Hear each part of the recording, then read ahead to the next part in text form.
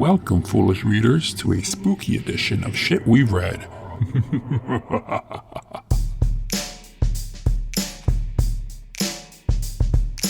Hello, and welcome back to another episode of Shit We've Read, a fantasy and sci-fi podcast hosted by some geeky friends. I am the host today, Bella Romero, and I am joined by those geeky friends today.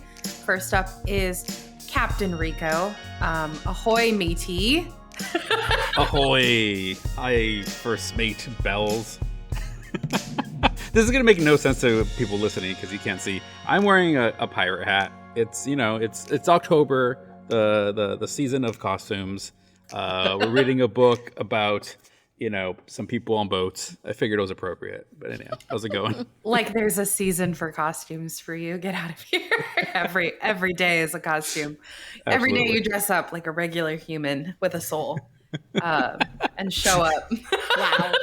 And one of these days I'll perfect that costume, And one day you'll get it right. That's for sure. You also never age, so I'm convinced it's all. I appreciate just that. Thank you. Yeah, same goes for my other co-host, Laura. Both, I swear, sip from the fountain of eternal youth.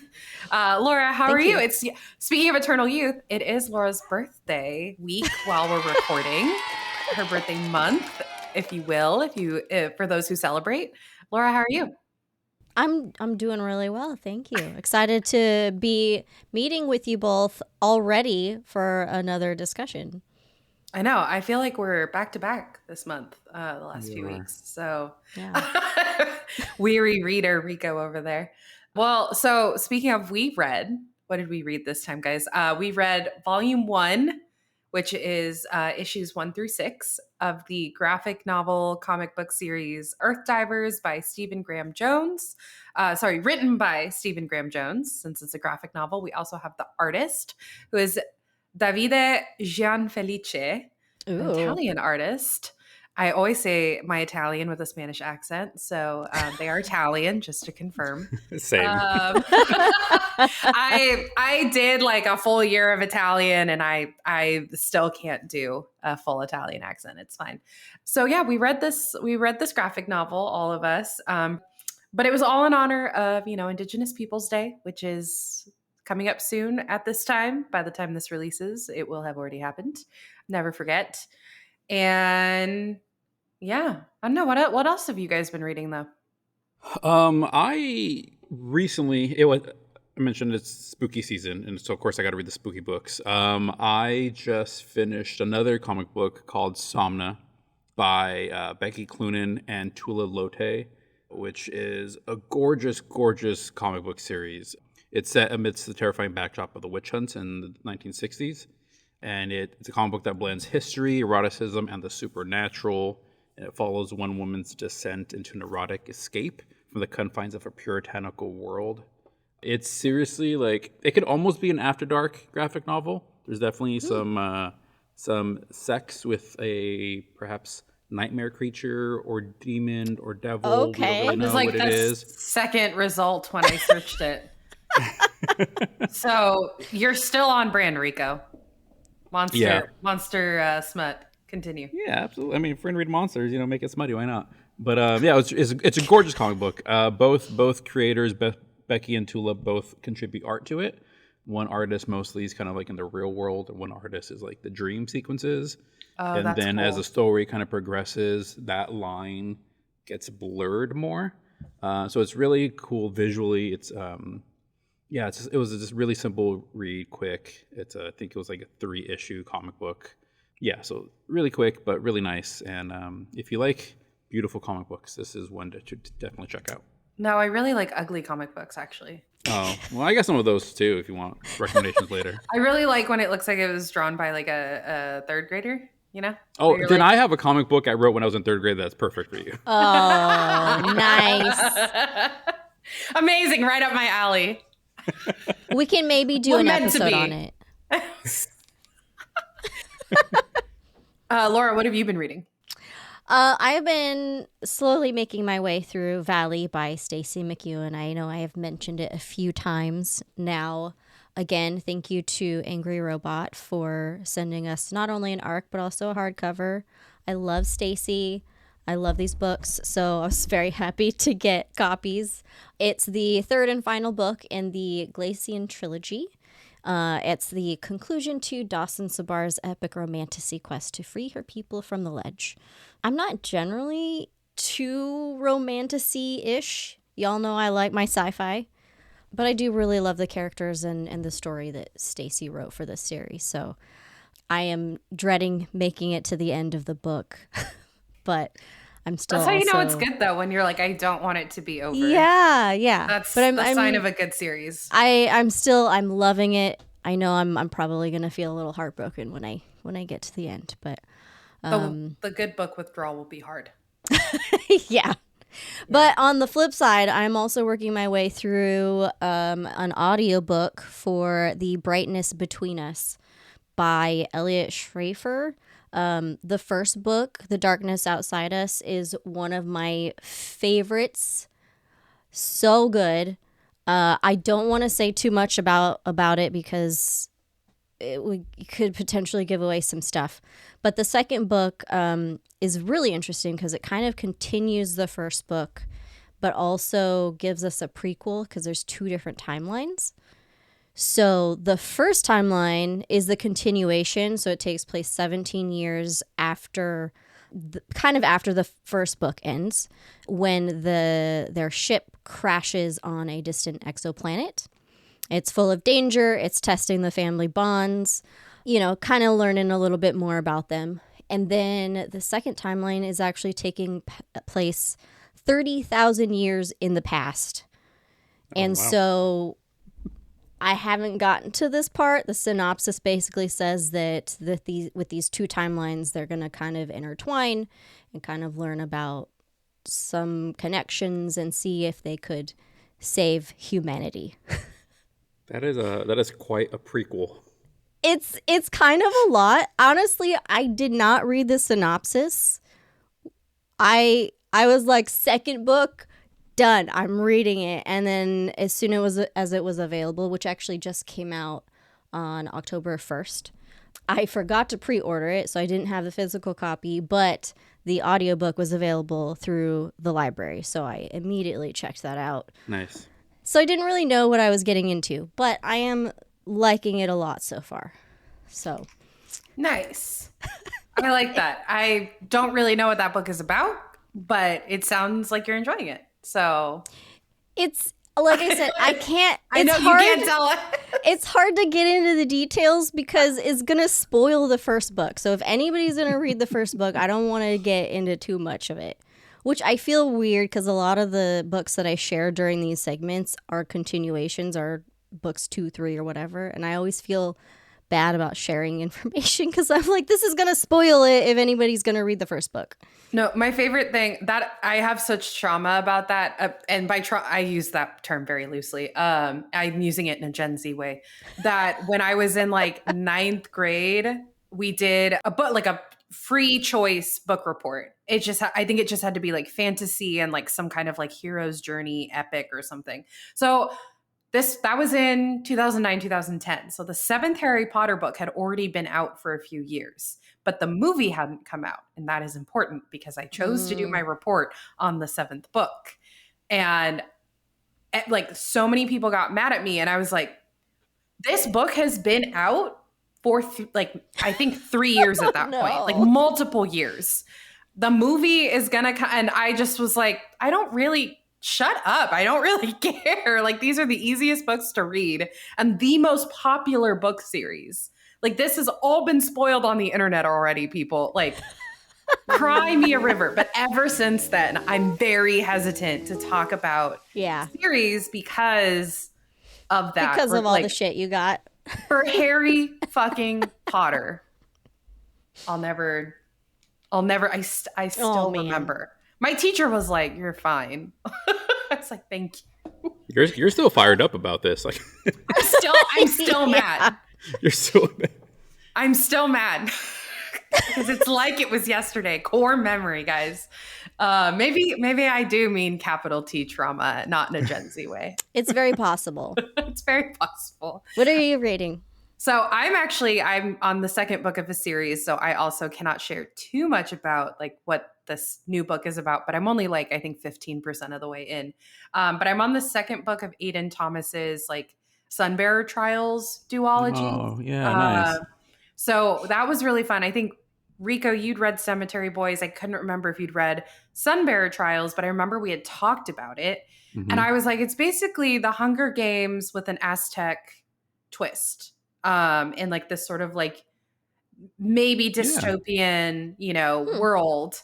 And as it suggests, like Sunbearer Trials, there's like all these teens from semidioses, which is Spanish for demigods, are competing to win the competition to sacrifice the loser of the competition in order to fuel the sunstone, which is this literal stone that carries the essence of the sun, and everyone has a sunstone, and it protects their civilization from the obsidian gods, which are like the quote unquote like evil gods of their civilization, and also like celestial beings who are all trapped up in the sky with the power of the sun.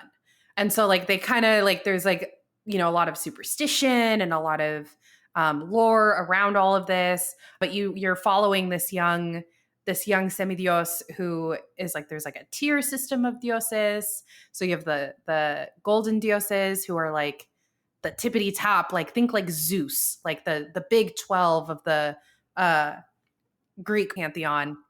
And then you have like the jade dioses, who you would call like the minor gods of like the Greek pantheon. And then you have the obsidians, who I mentioned, who are like the evil gods, like Chupacabra, Chaos, which is chaos. We all know Chupacabra, goats, eating goats. Bah, bah, bah, bah. And then also... That's the clip right there. Need me to do it again? No, just kidding. And then now I'm forgetting the main big bad. Oh, Venganza, which is revenge.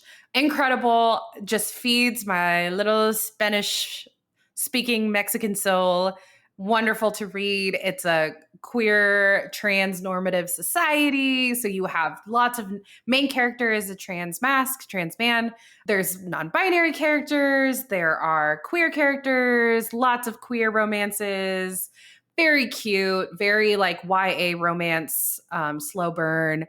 It was just so much fun. Like I had so much fun with it. I was like, I would like this to be an animated series. Like I could totally see it. I was already like kind of picturing it in my head.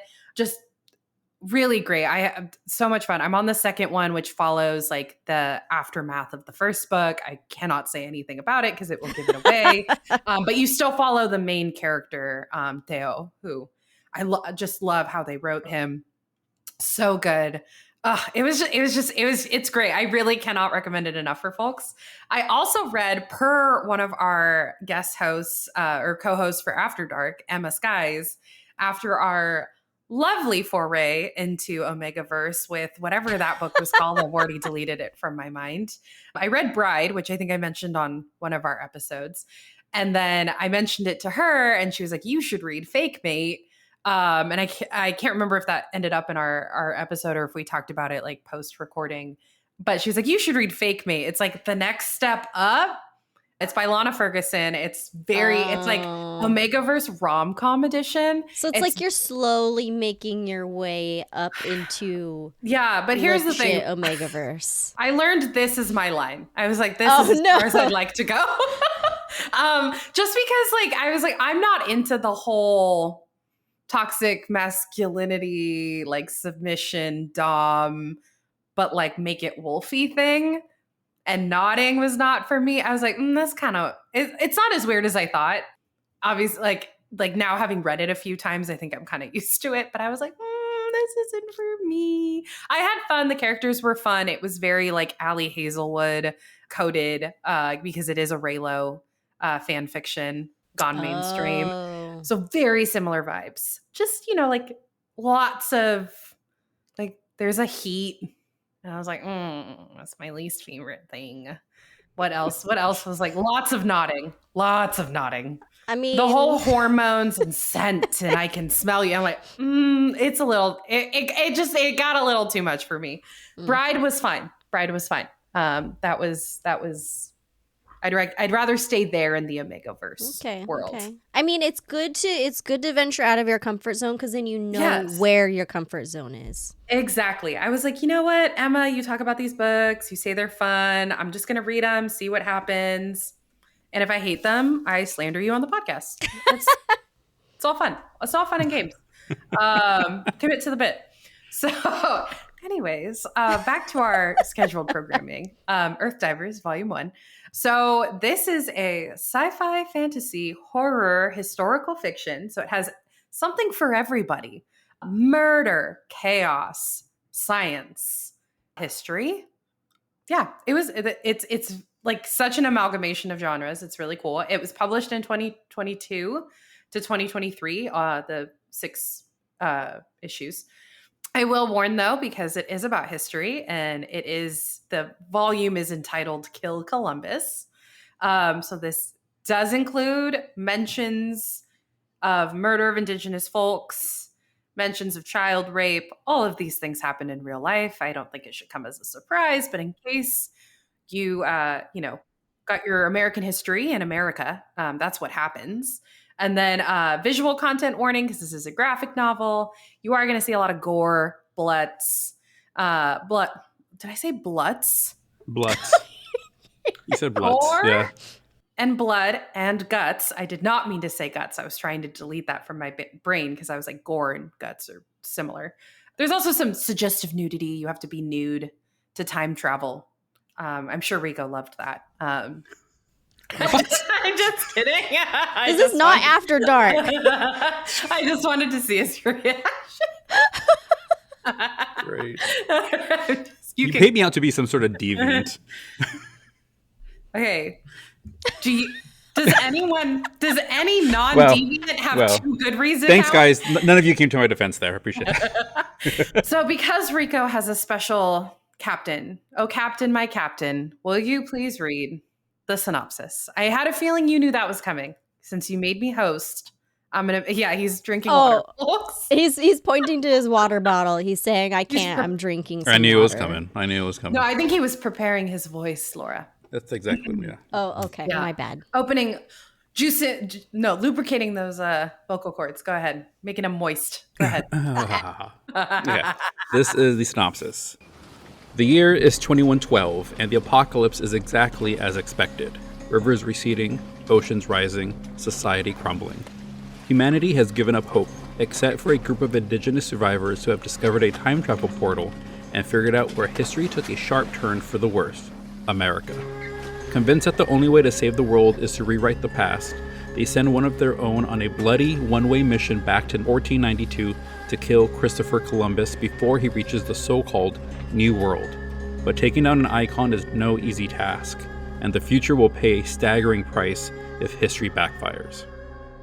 Thank you for reading that, Jason. Thanks. You're welcome. Now, do it in Italian, Portuguese,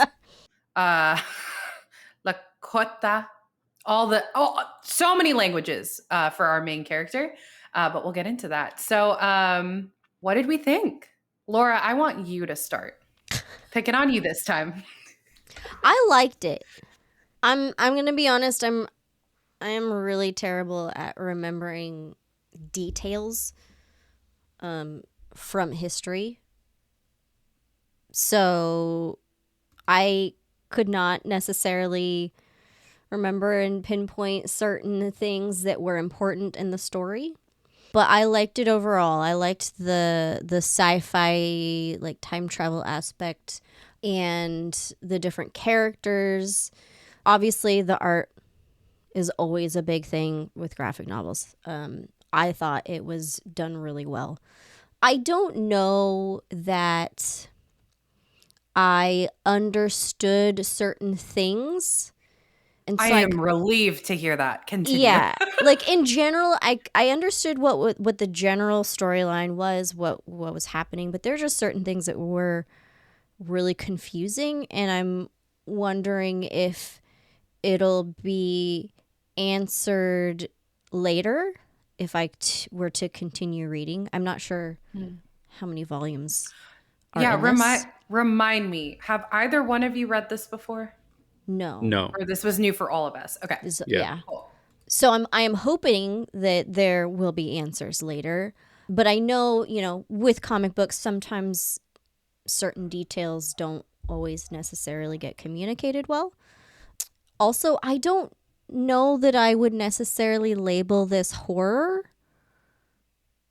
I don't know. Like, when I hear horror, I expect a little bit more from it than what I actually got in this one. That's fair. I think we'll talk about that, I think, more in the spoiler section. Yeah. Yeah. But yeah, overall, I enjoyed it. Okay, Rico, what did you think?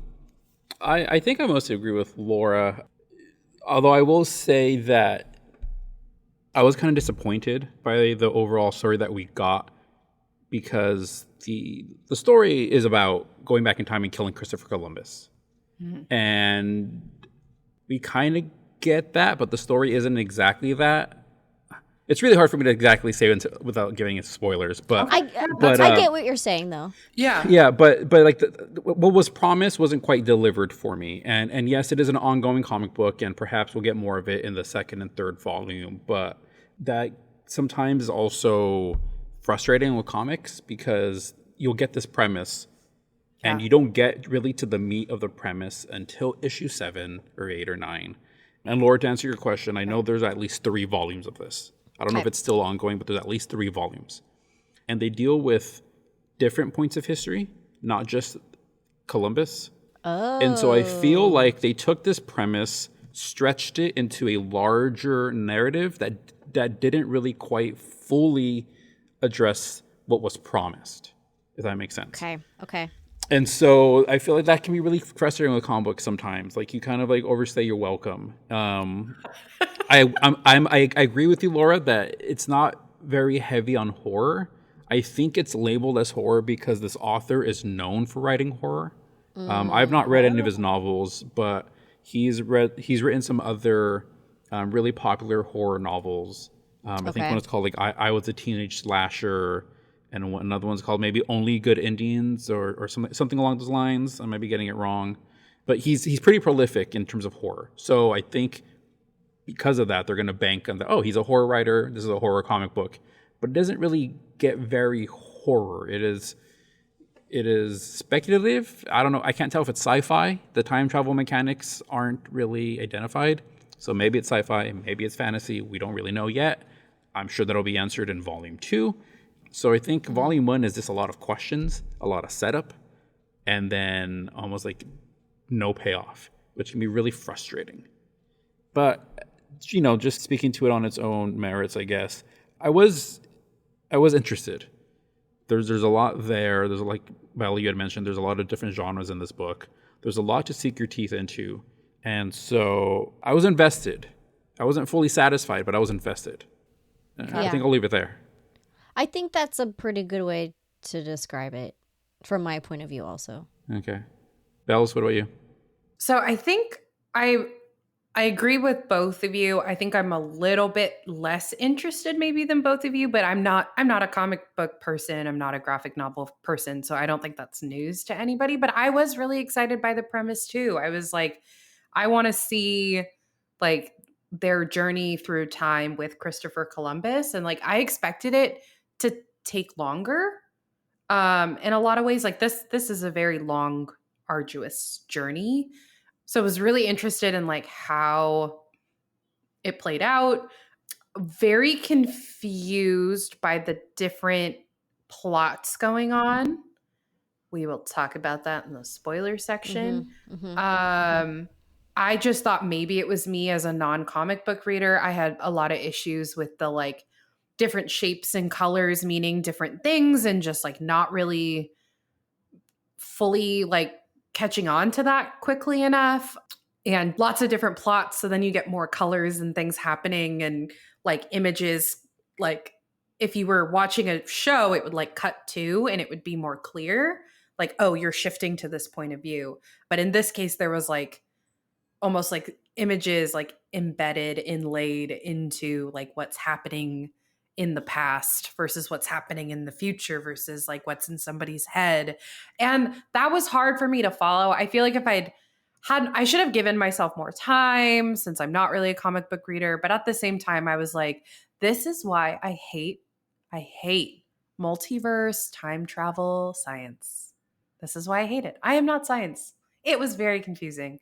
They talk a lot about like changing the fabric of time. And if like the mission was successful, like why isn't their world different? And I just was like, my brain is hurting. I don't know. Wouldn't it take more time? But I guess time is happening all the time. So then maybe, yes, it would have been an immediate change. I don't know. I'm confused. So I know that a lot of that is just my preference and it's not for me.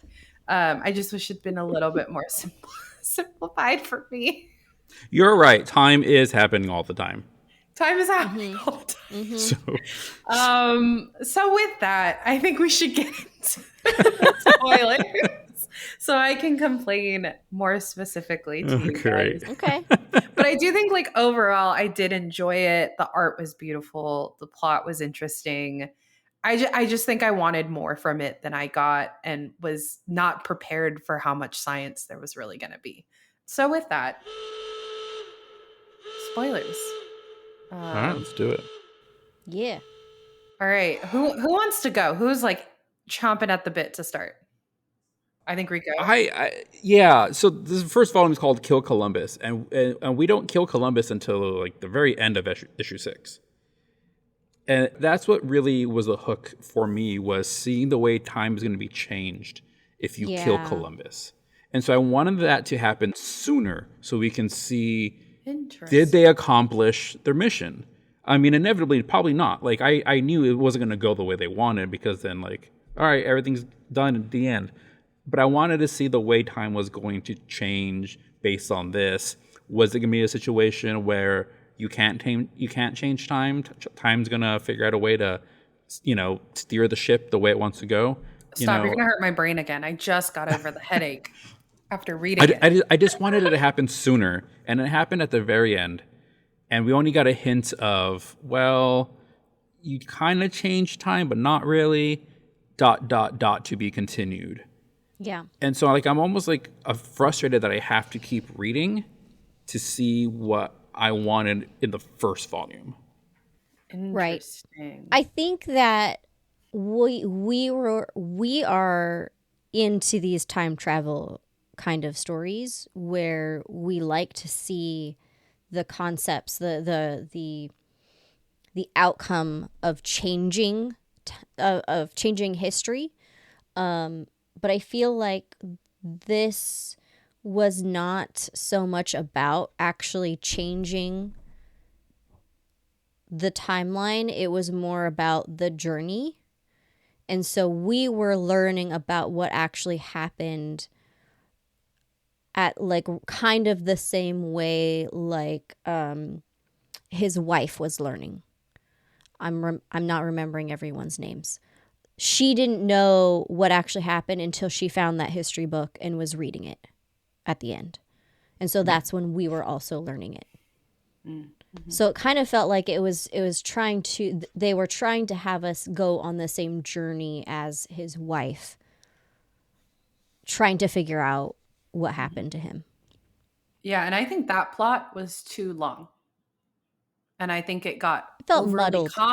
It got very complicated to where I lost the story. I could tell you generally what happened in the present day, what I think is the present day timeline. I got a little confused by other time traveling characters, other events that are occurring at the same time as their storyline.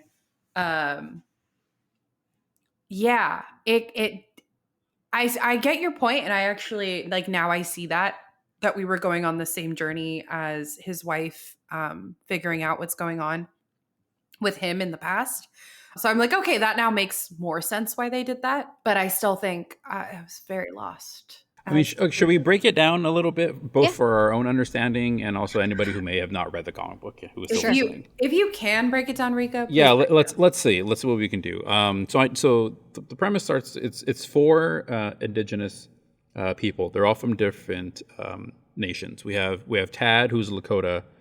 We have Sosha, who is, I'm gonna mess up the name, Inupiaq, Emily, Seminole, and Yellow Kidney, who's Blackfeet. So the four of them decide, hey, what if they find this cave that if you walk into it, you're able to go back in time. And like, well, let's send one of our own back to kill Columbus, because the world has gone to shit because of America, and the America we know really started because of Columbus. So that's their logic. So they send Tad back in time. So his job is to kill Columbus. And we follow the other three in the comics' current time, which is 2112, of trying to figure out, well, was he successful? And so we follow Tad's storyline of trying to kill Columbus, which doesn't go smoothly. And then we follow at all. And then we follow Sosha, his wife, trying to figure out if he was successful. There's Emily, and there's also Yellow Kidney. And then there's like this mystery about Yellow Kidney that we don't know, that we find out later, like he killed 2 kids for some reason. And these kids belong to a guy named Martin. And this is kind of where it got confusing for me, is because we met Martin when he's older, because he had already traveled in time to current time. And then we meet young Martin. Bella's nose is bleeding right now because she's trying to figure this out.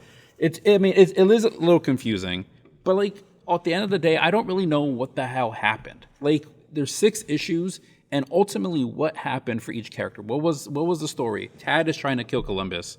Finally, he did at the end. Sosha's trying to figure out if time was changed. At the end, we finally find out. I guess it was, but we don't really see how. We don't. Yeah. Emily, the effects of the time of the history change. Yeah, Emily decides to go back in time for some reason. I can't remember why. And then we have Yellow Kidney, who we find out murdered 2 kids. But we don't know why. We don't know why. And I think he's the one that knew about the cave. So there's some sort of bigger mystery about the cave and him having to kill the 2 kids to ensure this. I don't know. It was confusing. And then Martin in current time with his current time family is looking for those kids. Those kids are his children. And so when they show up to Emily, they find Emily, they think Emily did something to the kids. She lies to them, or he is, I don't know. Okay, I wanted to get to that because I don't think it was mentioned out of the book, but Emily I'm pretty sure Emily is trans or Two-Spirit. Yeah. I'm not exactly sure. They don't really... Yeah, that's not... It's I not don't specified. like how that was introduced. Like, it's great that it was transnormative, I guess, but... We don't know what Emily's pronouns are. Just say it that way. I'm just going to use they. Yeah. So for whatever reason... You know, Emily is trying to save their life. They don't know what's about to happen when Martin and his family shows up. And so they lie and say, your kids are at the back of the cave, and sends this whole family into the cave. And so now we don't know what happened to them. So now we also don't know why Emily is time traveling either. Yeah, there's no real resolution to this volume. The only ending we get is Tad and his journey to kill Columbus. Yes, he did kill Columbus, but then was in turn killed by Columbus's crew. And now the Americas are set up in memory of Columbus. Yes. And like in honor of him. So and it shows that the crew still ends up slaughtering all the indigenous people there because they still made it to the beach. Yeah. Mm-hmm. So the beginning of the graphic novel, there's a note by the author. I don't know if you read it. I did, yeah. But it talks about the origins. And in there, the author does say that the original title for this book was Age of Discovery, which fit for a 1492 story, but then that the publisher was going to let them hit other time periods, so they had to change the title. And so that kind of frustrates me because I feel like the original story was this, just tell this story. And I think it would have been really good. But because it's I could hit other time periods, I'm going to stretch out the mystery and stretch out, the storyline, which, maybe it'll be good. I think I'm going to continue the series because I'm curious enough, and comic books go so Same. freaking quickly. Like I'll read the next 6 issues in like 2 hours or whatever. So I'll continue reading, but I'm like frustrated I have to. Yeah. Yes. Yeah. I would have liked a little bit more closure at the end of this one. Yeah. Agreed. Yeah, because I guess I kind of didn't understand that we were going to start to hit different time periods. Like I read that letter and I was like, wait, what? Different time periods. This is about Columbus. The story is about Columbus. So I like chose not to listen, basically, which is fine. That's on me. So I think that's what felt like I was like, okay, I'm ready for this to be longer. And then for that to be the payout was very dissatisfying. I was like, if you're going to take 18 issues, possibly, maybe more, to kill Columbus, like this felt so rushed to me in 6 issues. All the different storylines, time periods, complications that we're talking about. It was too much for 6 issues, in my opinion. Like, I feel like I'd need to read this like 3 more times to like, and I stopped and reread sections and was like, wait, what did I miss? I'm so confused because everything you said about Martin and the two his kids, the twins and Emily, I was like, did we get pronouns? Like, what is happening? And the kid from Columbus, The ship and the from the goat. ship, but the kid is now in the current timeline. Correct. And the goat. The goat was really confusing. I didn't know what was The goat that happening. turns into a person that might have been It's the guy that he first killed at the beginning. Yeah. I thought he was confused. hallucinating, but apparently the goat was really there. The goat was really there. The goat Whether was not the really goat there. or not, it was talking may have been an hallucination, but the goat was there. Yeah. I like being confused in mysteries, but there's a way to do it that's successful. Yes. And I don't think this did it nicely. There were too many breadcrumbs to where it was like, I don't even know where the trail is anymore. Yeah, I feel like the current time with the characters and their diverging kind of experiences, those were the breadcrumbs to the next issues. Yeah. Yeah. The main story of this it feels like was originally, like you said, supposed to be about Tad and trying to kill Columbus. Yeah. But then tried to, like you described, stretching it out. It's putting all of this extra stuff in here that we didn't necessarily need yet. But I did enjoy Tad's story, though it did take a long time to actually succeed. It was interesting, his like inner dialogue, the things that he was constantly thinking about, fighting over with himself. You know, like he's feeling really guilty about how he's affecting these people, but at the same time he's like, these people are already dead. It doesn't matter. I just need to fulfill my mission. And he's constantly having this inner battle with himself. And so it was really interesting what he had to do by the end to actually be able to kill Columbus. Yeah, it's an interesting moral dilemma, like from his point of view, because like you said, from his point of view, all these people are already dead. Yeah. They're all from the past. So to see him like struggle with that was interesting. And I did find myself asking, like, if I went back in time and I need to kill them to accomplish my mission, could I? Knowing that the future I come from, they're already dead. This is like almost like just like a ghost of a person. But them being right in front of me, can I actually kill them? It's... I lost more brain cells. I don't know. It's a great thought experiment, Rico. Oh, poor Bella. I wanted it to be, I love history, and I actually read how much of Columbus's journals did I have to read? I did read them for school. So I was looking for more of that. I was looking for, I did enjoy like the excerpts of the diary or journal, whatever, in this novel and how that evolved. And that's kind of how they were tracking what happened. So that thought experiment to me, super interesting. It just got convoluted by all the science and then like the lack of focus on the story. Like we had a lot of time with the characters in the present day and what was happening there that I think distracted from Tad's story because it almost felt secondary. Like it was touted as the main premise, but it kind of got like relegated to a side character, in my opinion. Yeah, I agree with that. Yeah. It's just disappointing because that's why I wanted to read this. Like I wanted to see more like Tad and Columbus interact. Like I almost wanted, it's like, I don't know. I just wanted something more extreme and I wanted there to be more built up there. And it was kind of lackluster. It was pretty flat to me.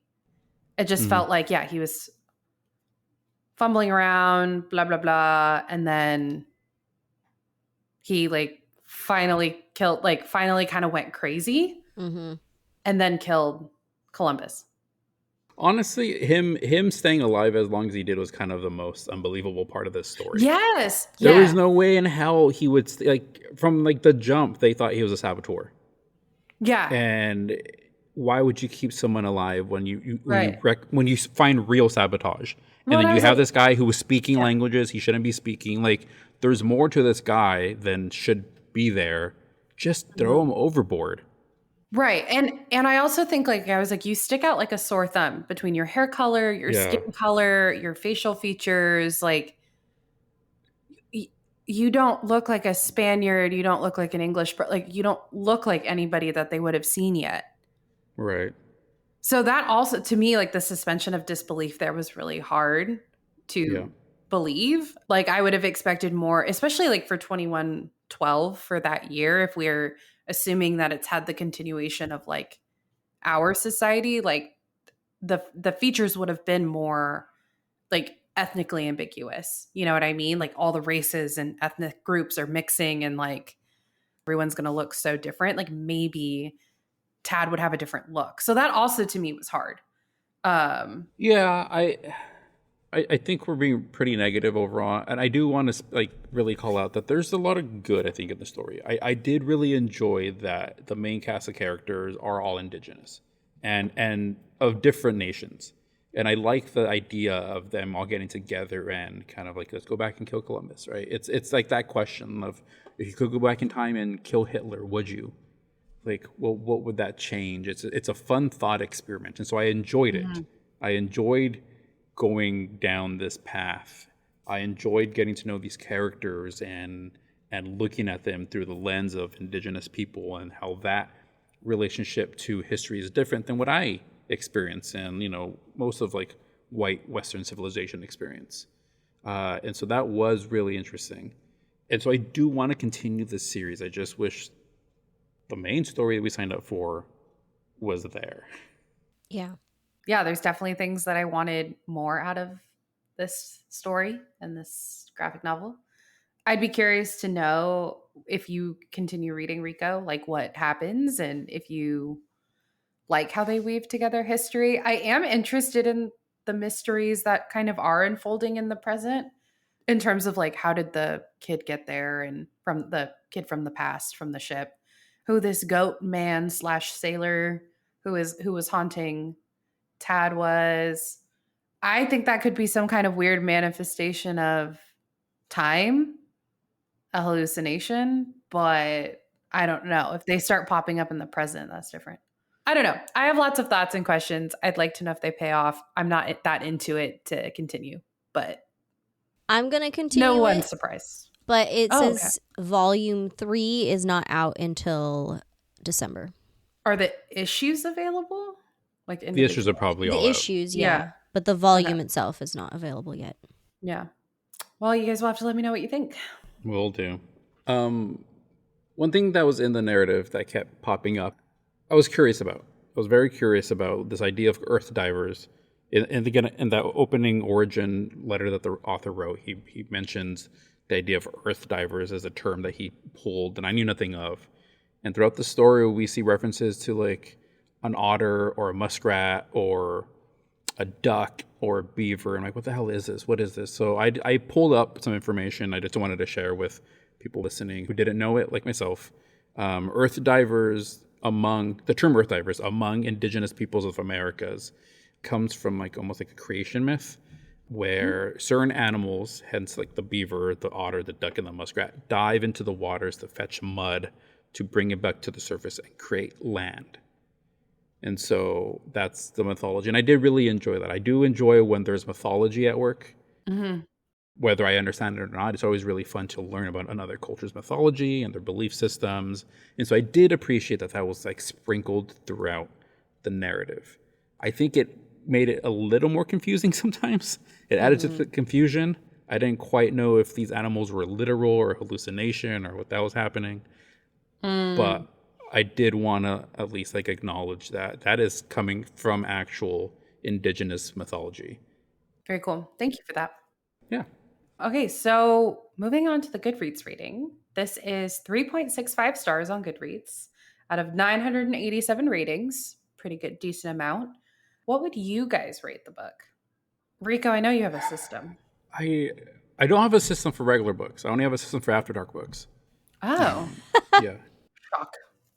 I don't know what I would rate this. My gut instinct feels wrong. Like my gut instinct is like a 2.5. Okay. But that feels wrong. 3 feels better to me for some reason.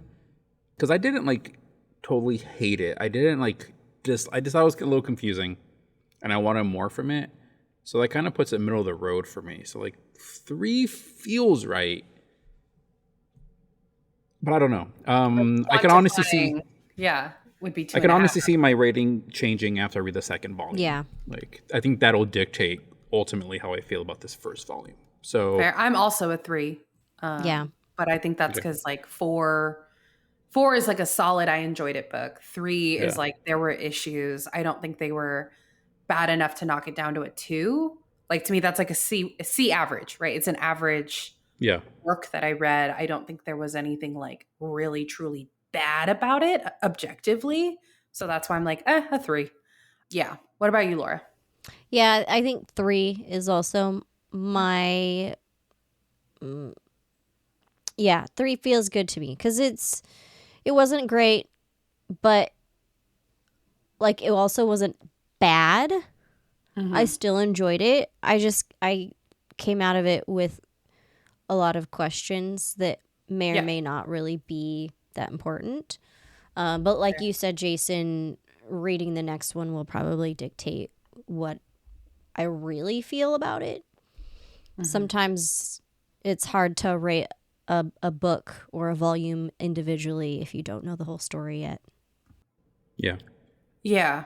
That is tricky with graphic novels. I feel like I'm like, so far a 3. That could totally change, like based on what you guys actually read. But I do like if there's anyone who's like super into history, you know, I feel like maybe this would be interesting to them in terms of like how I really Tad, like history. Like how Tad changes things. I don't know. But we don't see that yet. That's the thing. Like we don't. No, I mean like any... like changes like in his in that timeline. It makes a lot of references to like, well, this happened, and so I know this is going to happen.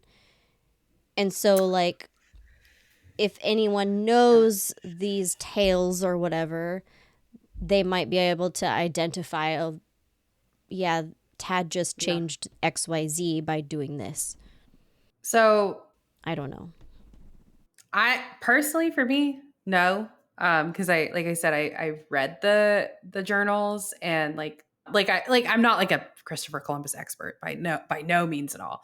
But the fact that they kept saying like in 1492 Columbus sailed the ocean blue, like that was like the only history they kept continuously bringing up. Like I don't think this is really for a history buff. No? I think it's more for someone with like a casual interest in history. I actually think it was more sci-fi. I think this would be more for someone who's like into time travel with like mentions of history. Like I expected it to be more like, what is that kids TV show, Liberty Liberty Kids. Is that what it was called? Liberties Kids. It was a PBS show, and it was about these kids like experiencing the American Revolution. And so like you're watching a very fictionalized, very dramatized account for kids of history. But there's so many key moments that if that's all you had ever seen of American history, you would be able to follow along. Like you would know a lot of American history. This didn't do anything for me. I was like, I could tell you these things about the Christopher Columbus journey, and I am by no means an expert. So I kind of wanted a little bit more of that, like a few more details about like what was actually happening, because those journals are very detailed. And I don't know, I kind of wanted like a little bit more meat to it. It felt very one dimensional. And I don't think that's a criticism of the novel. It's a graphic novel. Like I wouldn't expect that normally. I just feel like it was like touted as this historical fiction. I was like, it's very light on the history for my taste. Okay. It's very light. Okay. I would definitely recommend it more to someone who likes sci-fi and enjoys history on occasion. Like maybe Rico. Like I would say you would have been my target demo. Someone who's like, I like history. It's not my go-to, but I'll enjoy it. Yeah. Yeah. Whereas history is my go-to. And I was like, this was too light. Not enough. Not enough for me. I want to feel like I'm there. I didn't feel like I was there. All right, so what are we reading next? Other than the next few volumes. Or issues, volumes, whatever. I don't know. Graphic novel talk. Rico, what are you reading next? I just started today What Feasts at Night by T. Kingfisher. It's a gothic novella and the sequel to What Moves the Dead, which it itself is a retelling of Edgar Allan Poe's The Fall of the House of Usher.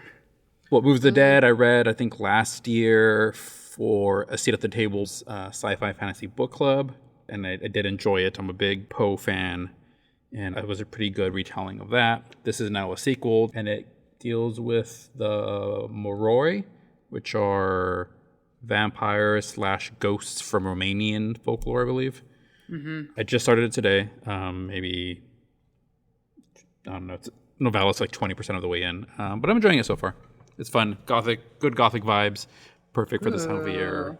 Ooh, I kind of want to read that. Has a good non-binary protagonist who is I think what they call a sworn soldier, which is some sort of soldier from this fictional country that they're from. But yeah, it's good. It's a fun time. Ooh, okay. Wow. You're really peaking. I'm after these next few books, I really want to get into some more classic novels and archetypes like Gothic literature. I don't think I've explored that enough. Like I have Phantom of the Opera like ready to go. I'm like, I love the movie. Good. I've never read the book. So yeah. Okay. Laura, what are you reading next? I have a couple of things I'm going to get to next. My next audiobook is going to be The Marrow Thieves, following along with the Indigenous Peoples Day kind of celebration. It's been on my list forever. I've had the book on my TBR shelf forever, and so I figured now is the time it would be a great time to actually prioritize it. I think Jason, you told me about this book at some point. It sounds familiar. I think way back in the day when we were first starting the podcast, we were trying to come up with some titles by Indigenous authors. And I think this is one of the ones that we put on the list that just we didn't get to. But. Yeah. So I'm excited to get to that. It says it's only a 10-hour audiobook, so I'm probably going to blow through that pretty quick. And then thank you to Tor.com for sending us an arc of Haunt Sweet Home. It's a little novella, so I'll probably get through it pretty quick. It sounds totally me. It's basically like about a reality TV show production, but there's a haunting happening on set. So if anybody knows me, I used to work on short film sets locally, and so the production aspect is totally my kind of scene. So I was pretty excited when I read the synopsis for this. You'll have to report back. Yeah, it falls in with the spooky October vibes. I love that. Absolutely. We all know Rico has a schedule for that. So I do. Rico, does it pass your test for spooky October vibes? Oh, absolutely. Yeah. Good job. Good job, Laura. I'm proud of you. Thank you. He has very high standards. Yeah. So I still have on my TBR The Undead Complex by Courtney Smith. They, them, because before I got I requested it on NetGalley and was like, oh, hopefully they give it to me. I started Sunbearer Trials because it was readily available at the library. And so now I'm trying to finish that. And then I will go back to The Undead Complex, which is the sequel to our previous episode, The Undetectables. And then Laura has insisted I get to Project Hail Mary, and I am determined to finish it before the end of the year. Yeah. So that will happen. Putting it out there, I'm determined to get it off my TBR. So that's on my list to read after I finish the Celestial Monsters. I think you're gonna love it. I really let the wind take me on these reading journeys. So highly recommend the audio right now. Yes. And I do remember that. And I think I was going to read this actually at one point after I finished the Percy Jackson books. And then I was like, no, I need a palate cleanser. And then it, like a really light palate cleanser, like totally different. And I was like, Project Hail Mary seems a little too heavy. I need something in between. And then I just never went back to it. So I'm like, I got to finish it. I was going to do it earlier this year, but now I'm going to finish it by the end of the year. Okay. So thank you everyone for listening. Thank you guys both for reading this graphic novel, going on this journey with me and joining the episode. But listeners, let us know your thoughts on social media. If you've read it or are curious or you just want to bash Columbus, we're here for you. You can find us on social media at Shit We've Read. Join our Discord server, join discussion there. I'm sure once the episode is out, we will be happy to chat thoughts with you all. And then our next episode will be Monsters Manor by Lee Miller. This is our Halloween After Dark special. I believe Emma Skies kind of bullied us into doing something, if I'm not mistaken. Classic Emma was like, more smut? Why no smut? It's Halloween. We are monster fuckers over here. So give us a monster fucking book. She had a point. She did have a point. Fucking monster fucking book. This will be a male, female, why choose romance where the two love interests are also in a relationship with each other. So very interesting. I think we're on a reverse harem kick. No complaints from me and Laura for sure. I think Emma was also into it. Rico just wants tentacles. I don't want tentacles. What I specifically wanted for this time around was a headless horseman. Oh, I'm so sorry. He's absolutely right. I'd like to issue a correction. Thank you. Rico did do all the research on all of our book options, except for this one. I think was Emma's suggestion, or was this yours? No, I put it on the list. Okay. Rico put it on. It was the only one Emma Skies wanted to read, so we said, okay, fine, we'll do that one. And Rico did all the research. It must have been really difficult for him. Quite the sacrifice, because there were like 10 Headless Horseman books on there, and there was only 2. Out of like 14, no, there had to have at least been 4. There was, I think, 2, maybe 3 tops. I think there was only 2. Okay, I'd like you to double check that while I talk about this. Well, anyways, it felt like all of them were Headless Horseman ones. And I said, tell me he has a type without telling me he has a type. I think he really wants us to read a Headless Horseman book. And I think Laura and I voted for one. He also said he pulled his punches. So next time, I think you need to give us the best of the worst. I think I saved you from so many worse options. Listen, I want this to be a safe space for you, Rico. I want you to let your freak flag fly so I can make fun of you on our podcast. Because you will anyway, so I might as well. Because I will anyways. You might as well make it accurate. I'm doing the time, may as well do the crime. Exactly. See? You got it. I get it. It only took like 3 years. But yeah, so we're excited. Rico did not get what he wants, but he did pick this book. So I think he will be happy. Regardless, it's monsters. It's Halloween. It's smut. What more could you want? So yeah, join us for our Halloween episode. And on that note, good night, everybody. Thank you for listening. Talk to you guys later. Bye. Bye. Bye. Shit We've Read is hosted by Laura Benson, Jason Rico, and Bella Romero, with music by Joshua Chilton and editing by Jason Rico. To join the discussion on this and all other books we've read, find us at Shit We've Read on Instagram and TikTok. For more information about us or to request transcripts, please visit shitwe'veread.com. Thanks so much for listening.